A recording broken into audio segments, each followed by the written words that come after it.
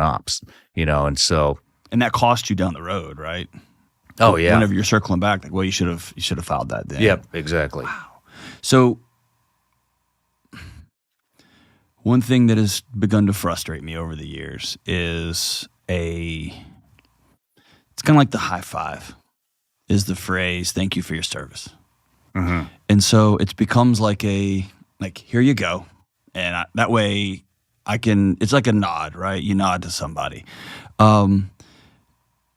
As a civilian, do you have a couple of ideas of ways I can love and be a good community member to folks coming back? And it can be as simple as the guy with still wearing the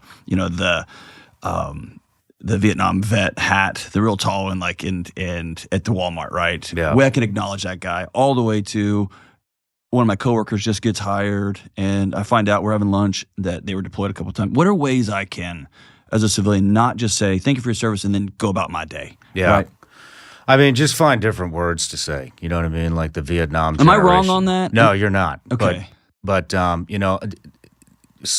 speaking for the veteran community too, though, I mean, you're only going to get so much. It was a voluntary program. Nobody twisted your arm, to go in there, unless maybe you're in the Vietnam generation. Sure. But, the big saying with the Vietnam generation, what was it? It was welcome home, right? So when you see that guy, instead of saying thank you for your service, which isn't bad, nobody says it, barely anybody actually just says it. I don't know why. Okay. But, just go up to him and be like, hey, welcome home, man. Appreciate what you did. Or the newer generation coming back from the GWAT, just, hey, I just want you to know I really appreciate what you did over there, and so acknowledgement still acknowledgement is great. Okay. That's all you can ask, and as a veteran, for all veterans, like that's all you can ask is it embarrassing or annoying if somebody picks up somebody's tab? No, I think it's great. Okay. All right. It just shows appreciation, and I think that's other than all the psychological problems and stuff like traumatic brain injury and the stuff that you see, I think a lot of vets that's what they feel. They carry a lot of resentment because they don't feel appreciated, and I think a lot of them don't feel appreciated. I mean, you see the news cycle, you see the social programs that are benefiting people that aren't even citizens of the country, and it's like, well, what about can me? I just, I don't know, maybe I could get a new prosthetic, right. like leg, maybe? No? Okay, I'll go find a nonprofit to do it.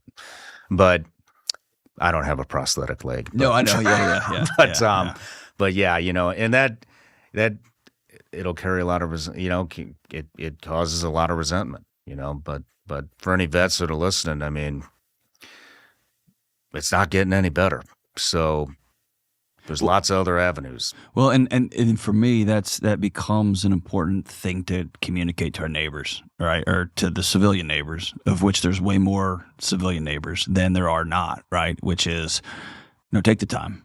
Like if you walk into a restaurant and see somebody with a hat on, pick up their meal. Like, do that, right? That's not a lot. And if you have a neighbor, make sure you reach out and say, hey, just have your kids say thank you, right? Like little things like that. Man, even if it's just on the right days. Exactly. Memorial Day, that's a big one. For anybody who fought and lost buddies, or families who have lost loved ones, that's a big one. Just, hey, I just want to let you know I'm thinking about you today. Veterans Day. I mean, Veterans Day will come, and I'll probably get like